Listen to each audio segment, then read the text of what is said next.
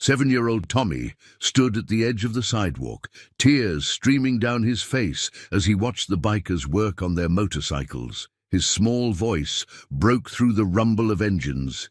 "Can you be my new family?" What happened next would transform an entire city and prove that sometimes the fiercest warriors have the gentlest hearts. If you believe that love knows no boundaries and that family is about choice, not blood, please hit that like button and share your thoughts below. Your support helps us share these powerful stories of human kindness.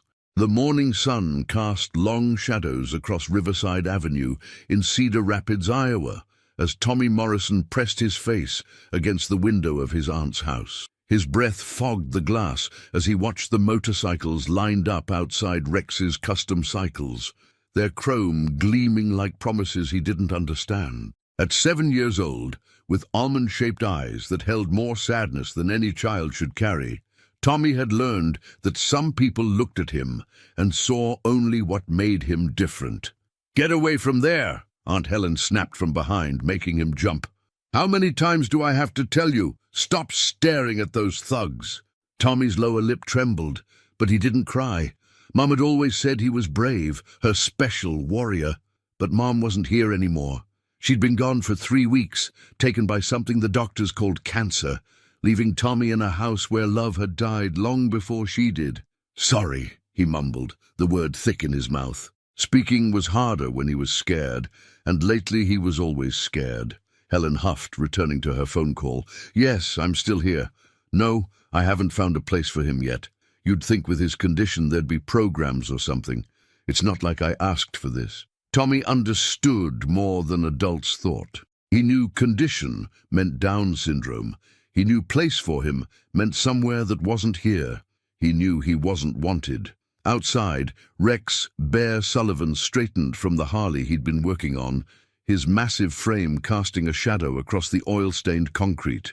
At 58, with silver streaking his beard and tattoos telling stories of 3 tours in Vietnam, Bear commanded respect from everyone who knew him. The Rolling Thunder MC wasn't just a club. It was a brotherhood of veterans who'd seen too much and found peace in the rumble of engines and the bond of shared understanding. "Pass me that wrench, Tiny," Bear called to his sergeant-at-arms, whose nickname was deeply ironic given his 6'5" frame. "Which one?" Tiny asked, gesturing at the toolbox. Bear paused, catching movement in his peripheral vision. That kid was watching again. Same kid who'd been at the window every morning for the past 2 weeks. Small, maybe 6 or 7, with the distinctive features of Down syndrome and the saddest eyes Bear had ever seen on a child. "Boss?" Tiny prompted. "The 916, Bear said absently, still watching the boy. "Hey, Tank, you know whose kid that is?" Marcus Tank Washington looked up from the transmission he was rebuilding. "Helen Morrison's nephew, I think. His mum died a few weeks back. Breast cancer, from what I heard at the grocery store." Bear frowned. He knew Helen Morrison, bitter woman who complained about everything from the noise of their bikes to the existence of their shop. Not exactly the nurturing type. "Kids there every morning," observed Diego Wheels Rodriguez, their youngest member at 35. "Just watches. Never seen him outside, though." The morning routine continued, engines revving, tools clanking, brothers bantering.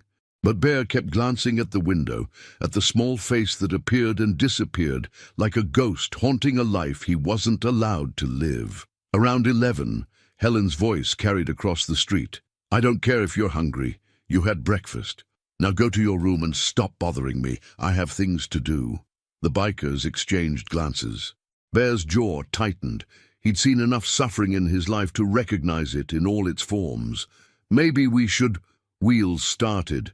"No," Bear cut him off. "Not our business. Can't just interfere with how people raise their kids." But even as he said it, something twisted in his gut. He'd been saying that same thing for 2 years now, ever since his daughter had moved across the country and cut off contact, taking his grandchildren with her.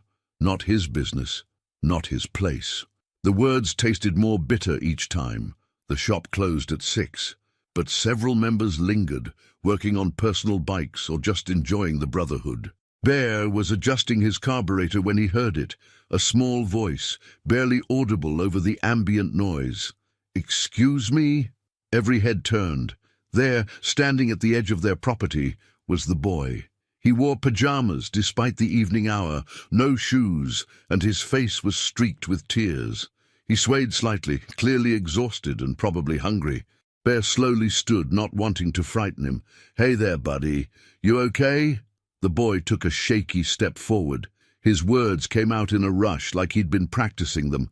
"Can you be my new family?" Silence. Absolute silence from 8 of the toughest men in Cedar Rapids. I promise I'll be good," Tommy continued, his voice breaking. "I won't eat much. I can learn about motorcycles, please." Bear felt something crack inside his chest. This child, this brave, desperate child, had crossed the street barefoot to ask strangers to love him because the people who should were failing him completely. "What's your name, son?" Bear asked gently, moving closer, but staying at a non-threatening distance. "Tommy. Tommy Morrison." The boy wiped his nose with his sleeve. "My mom went to heaven. Aunt Helen says I'm too much trouble and nobody wants a retard." He struggled with the word he'd heard too often. "Hey," Tank interrupted, his deep voice surprisingly soft. "None of that. You're not any of those mean words. You're Tommy, and you're brave as hell for coming over here." Tommy's eyes widened. "You said a bad word." Despite the gravity of the moment, several bikers chuckled. Bear knelt down to Tommy's level. "He did, didn't he? Don't tell anyone. Now, Tommy, are you hungry?" The boy nodded so vigorously he almost lost his balance. "Aunt Helen forgot lunch. And dinner. She's busy." Bear's hands clenched. Behind him, he heard Tiny mutter something that would have earned him $1 in the swear jar if they had one. "Tell you what," Bear said. "How about we get you some food, and then we'll figure out this family thing. Deal?" "Deal." Tommy's face lit up for the first time. "Can I see the motorcycles?" "Sure can. But first..." Bear looked across the street at the Morrison house. "We need to tell your aunt where you are." Tommy's face fell. "She won't care. She said so on the phone." The confrontation with Helen Morrison went exactly as Bear expected. She answered the door with her phone, pressed to her ear, saw Tommy, and rolled her eyes. "Oh, there you are. Yes, I'm still here," she said into the phone. The kid wandered off. "No, he's fine. Some bikers found him." "Ma'am," Bear said, his tone carefully controlled. "Tommy came to our shop. He's hungry." Helen covered the phone's mouthpiece. "He's always hungry. Look, I'm in the middle of something. Can you just..." She waved her hand vaguely. "I don't know. Keep him for a bit? I need to finish this call." "He doesn't have shoes on," Wheels pointed out from behind Bear. "He's fine," Helen snapped. "He doesn't like shoes. Sensory thing or whatever. Are we done here?" Bear studied her for a long moment. 20 years of military service had taught him to read people, and everything about Helen Morrison screamed neglect. "When did he eat last?" "Oh my God, what is this? An interrogation? He had toast this morning. He's not starving. He's just manipulative. They're like that, you know. Now, if you'll excuse me..." She started to close the door. Bear's hand stopped it. "They? Kids like him. The social worker warned me they could be crafty, playing for sympathy. You can't let them..."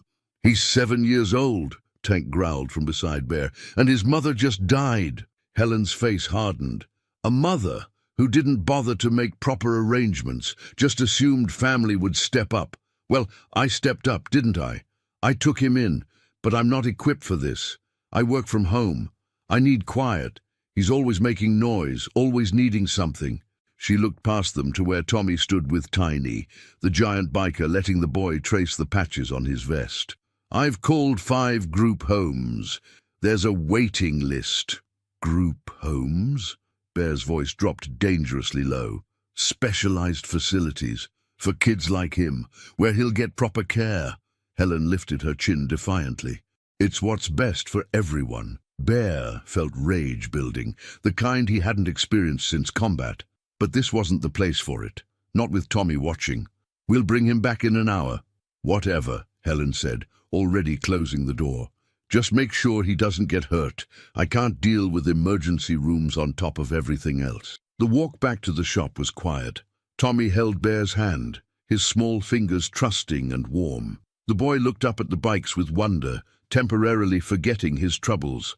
"Which one's yours?" he asked Bear. "The black one with the silver pipes. Her name's Redemption." "Why Redemption?" Bear glanced down at the boy. "Because sometimes we all need a second chance to get things right." Inside the shop's break room, the Rolling Thunder MC held an emergency meeting while Tommy devoured 2 peanut butter sandwiches and a bag of chips.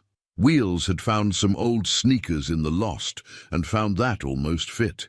"We can't send him back there," Tiny stated flatly.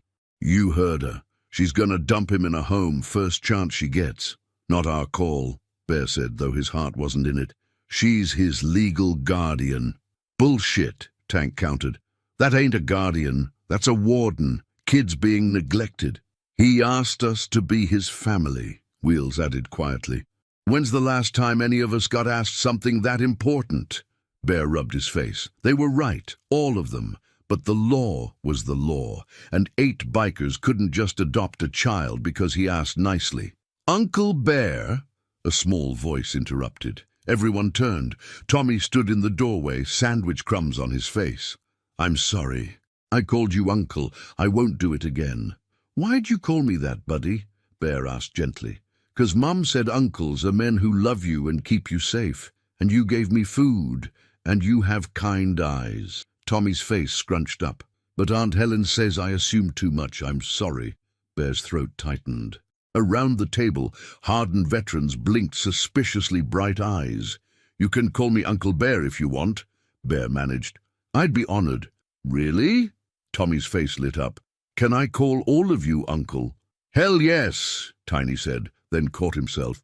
"I mean, heck yes." Tommy giggled, the first truly joyful sound any of them had heard from him.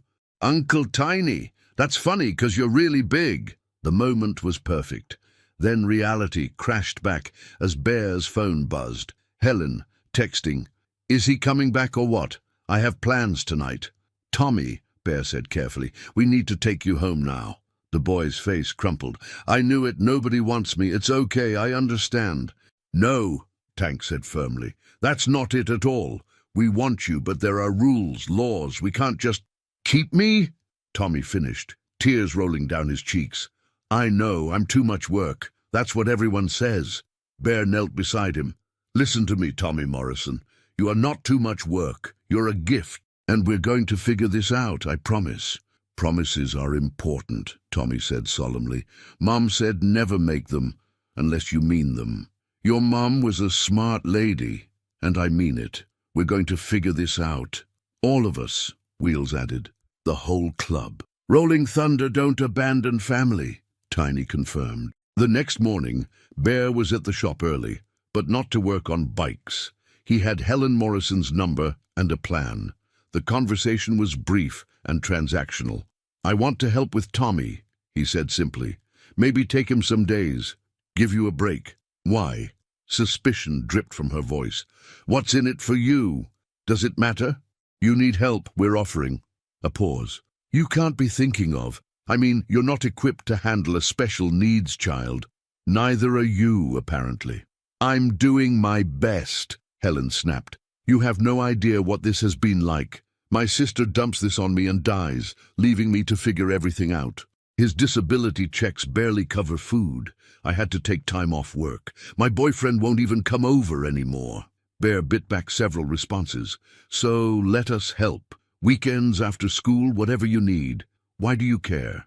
Bear thought of his own grandchildren, somewhere in California, growing up without him, of Tommy's trusting hand in his, of second chances and redemption, because everyone deserves to be wanted. Helen agreed, probably already planning her free weekends. Within an hour, Tommy was back at the shop, wearing actual clothes and shoes, a backpack with a few toys clutched to his chest. "She said I can visit," he announced to everyone. "Every day after school and weekends." "That's great, buddy," Bear said, though inside he seethed. Helen had practically shoved the boy out the door, muttering about errands and peace and quiet. What followed was the most remarkable transformation Bear had witnessed outside a battlefield. The Rolling Thunder MC, feared by some and respected by all, became an extended family for a 7-year-old boy with Down syndrome. Tank, who'd never had kids, taught Tommy to identify tools. The boy's face scrunched in concentration as he repeated, "Wrench, socket, screwdriver." "Perfect!" Tank praised. "You're a natural mechanic." The wheels set up a small basketball hoop on the side of the building. Tommy's coordination wasn't great, but his enthusiasm was infectious. "I made it! Uncle Wheels, did you see? I made it!" "Sure did, champ. You're gonna be a star." Tiny, the giant with a heart to match, became Tommy's favorite storyteller. During lunch breaks, Tommy would curl up against him while Tiny spun tales of brave knights and loyal dragons, carefully edited versions of his own military service. "And then what happened?" Tommy would ask breathlessly. Then the knight realized that the dragon wasn't scary at all. He was just lonely and needed a friend. "Like me," Tommy said quietly. "I was lonely too. Not anymore, little brother, not anymore." But it was with Bear that Tommy formed the deepest bond. The boy shadowed him everywhere, mimicking his movements, absorbing his quiet strength. When Bear worked on bikes, Tommy sat beside him with a toy motorcycle, pretending to fix it too. "What's wrong with your bike today, buddy?" Bear would ask. "It's sad," Tommy would reply seriously. "Its family went away, but I'm fixing it, making it happy again." The metaphors weren't lost on anyone. 3 weeks into their arrangement, Bear noticed bruises on Tommy's arms, finger marks, adult-sized. "Tommy, what happened here?" he asked carefully. "I spilled juice," Tommy said, not meeting his eyes. "Aunt Helen got mad. It was my fault." Bear documented everything with his phone camera. Tank, who worked part-time as a security guard, had connections with social services. Wheel's sister was a family lawyer. Quietly, they began building a case. The breaking point came on a Thursday afternoon. Tommy arrived at the shop, limping, trying to hide it.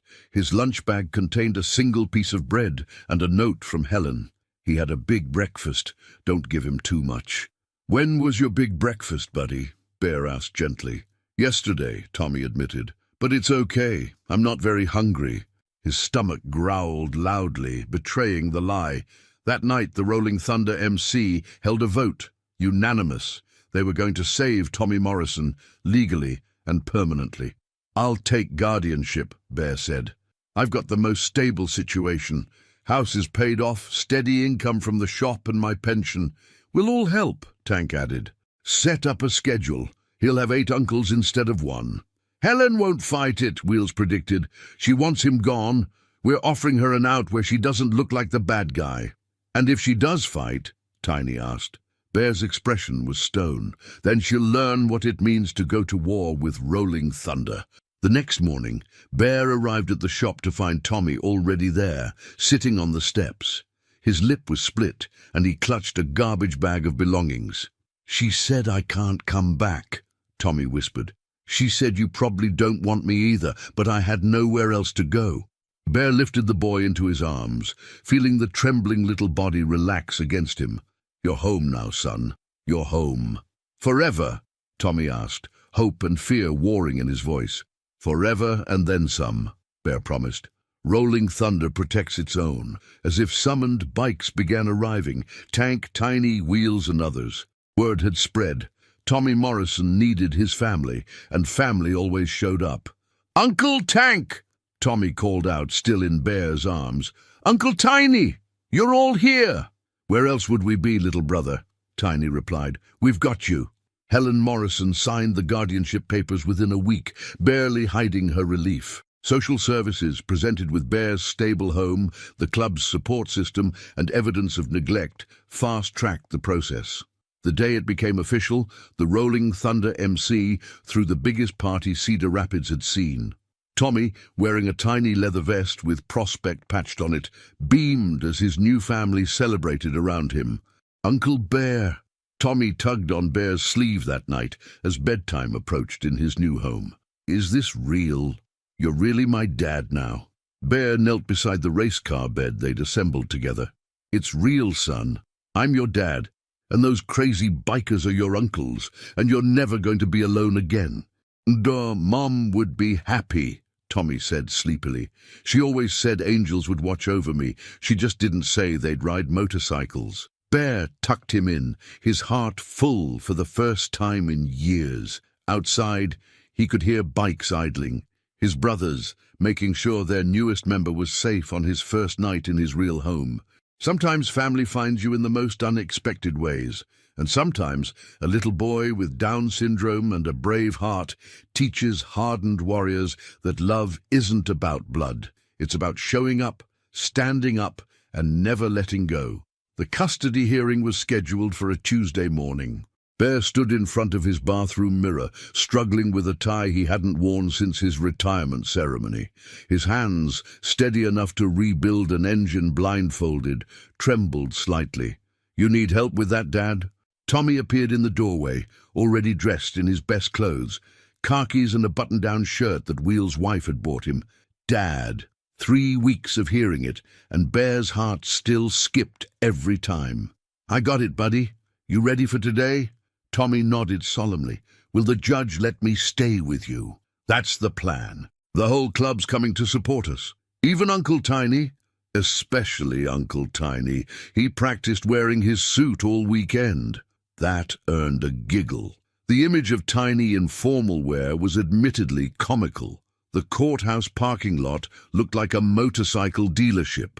20 members of Rolling Thunder had shown up, all in their cleanest clothes, some clearly borrowed or newly purchased.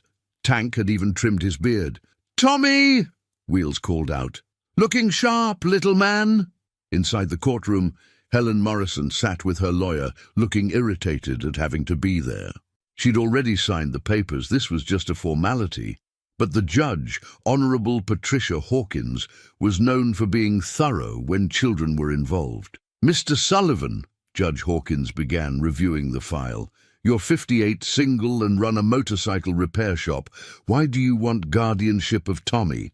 Bear stood, Tommy's hand in his. "Your Honor, Tommy came to us asking for a family.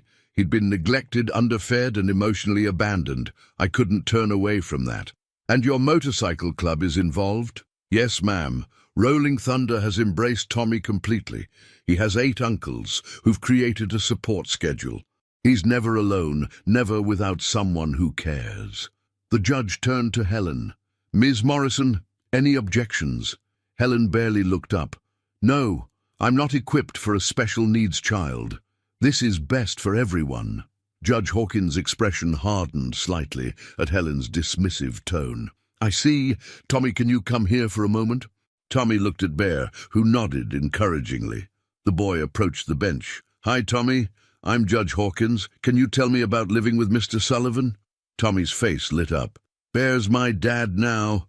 He makes me breakfast every day, pancakes on Saturdays, and he's teaching me about motorcycles, and I have my own room with a race car bed. And all my uncles come visit. Uncle Tank is teaching me math, and Uncle Wheels plays basketball with me, and Uncle Tiny tells the best stories."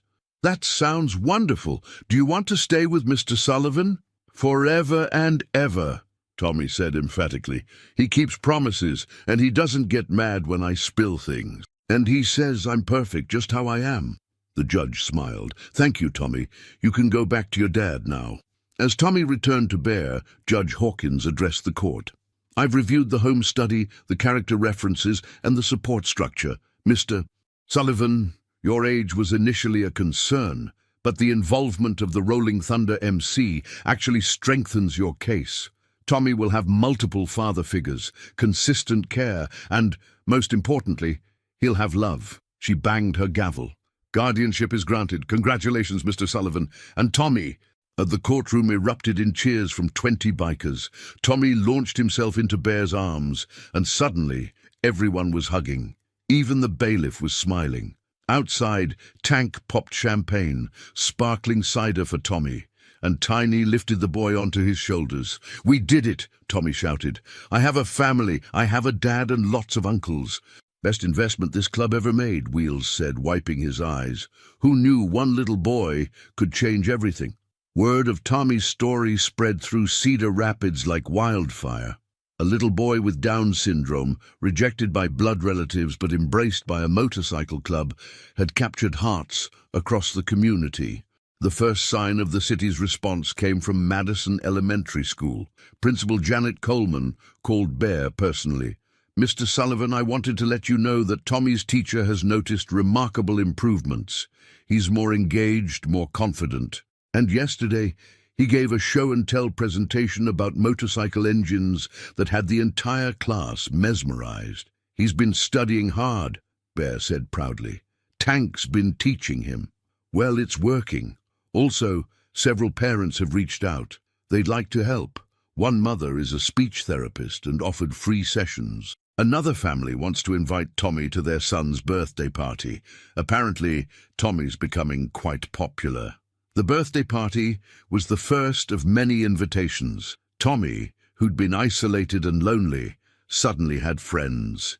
And wherever Tommy went, at least one Rolling Thunder uncle was there, often teaching other kids about motorcycles and turning every gathering into an impromptu lesson in acceptance and kindness. Dr. Sarah Mitchell, Tommy's new pediatrician, pulled Bear aside after a checkup.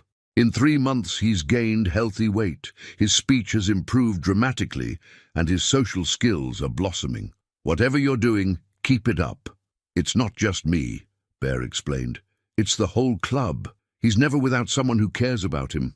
That's what I wanted to discuss. I run a support group for parents of children with Down syndrome. Would you and Tommy consider joining? Your story could inspire others." That Tuesday, Bear walked into a community center conference room filled with parents. Tommy immediately gravitated toward the other children, and Bear found himself surrounded by eager listeners. "How did a motorcycle club become such advocates?" one mother asked. Bear thought about it. "We've all seen too much judgment in our lives. Veterans, bikers, people see the surface and make assumptions. Maybe that helped us see past Tommy's diagnosis to the incredible kid underneath. But the time commitment," a father said.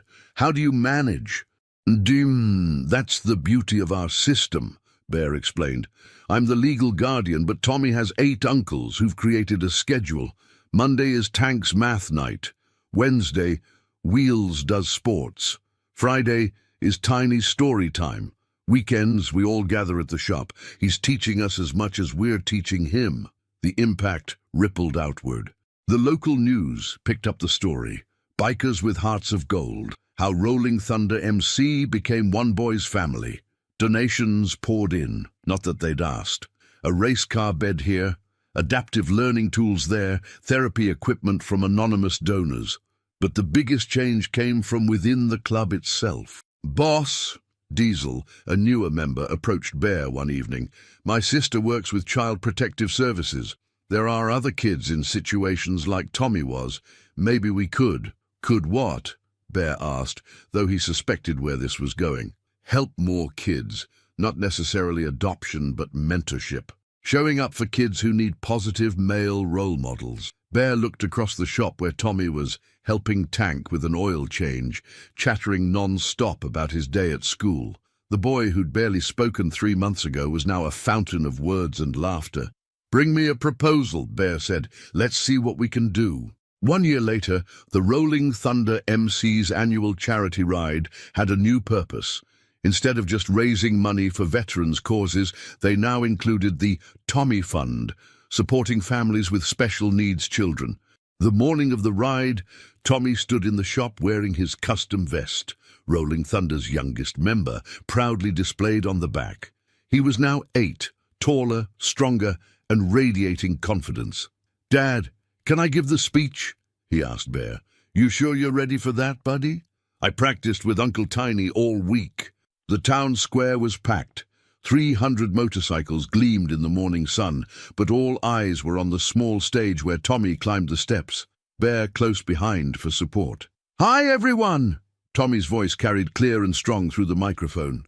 "I'm Tommy Sullivan!" The crowd erupted in cheers. Tommy beamed, waiting for quiet. "1 year ago, I didn't have a family. My mom went to heaven, and I was really sad and scared, but then I met my dad and the Rolling Thunder uncles. They showed me that family isn't just about being born into it. It's about choosing to love someone. Bear's throat tightened. Around him, tough bikers dabbed at their eyes. Now I help other kids too, Tommy continued. We have a club at school called Tommy's Friends, where kids who feel different can come and know they're perfect, just how they are. Because that's what my uncles taught me. Everyone is perfect in their own way. More cheers. Tommy was in his element now. Today's ride is to help more kids like me. Kids who need families to choose them. Kids who need to know they matter. Because everyone matters. He paused, looking at Bear. My dad says that motorcycles are about freedom, but I think they're about family. The sound of the engines is like a heartbeat, and when we ride together, we're showing everyone that love is louder than fear. Besides, the standing ovation lasted 5 minutes. Tommy took exaggerated bows, while Bear stood behind him, pride radiating from every pore. The ride itself was magical.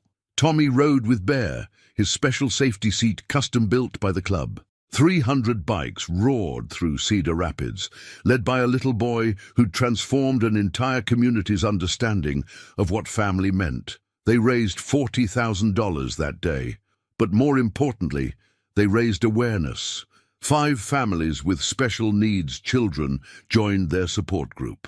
3 other motorcycle clubs started similar programs.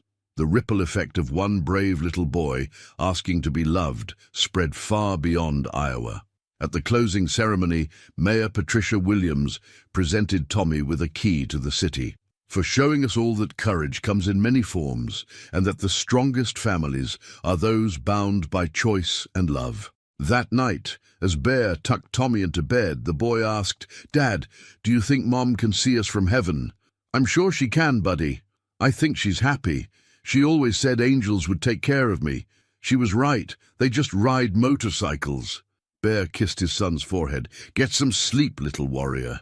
Tomorrow, Uncle Tank's teaching you fractions." "Dad?" Tommy's voice was sleepy but content. "Thanks for choosing me." "No, son. Thank you for choosing us. You saved us all." As Bear closed the door, he could hear motorcycles in the distance, his brothers heading home after a perfect day. Each rumble was a promise. Tommy Morrison would never be alone again. The boy who'd crossed a street barefoot, desperate for family, had found more than he'd ever dreamed. And in return, he'd given 20 hardened bikers something they didn't know they needed. The chance to be heroes in a child's eyes and fathers in their hearts. Cedar Rapids would never forget the year a motorcycle club proved that family isn't about blood or conventional appearances.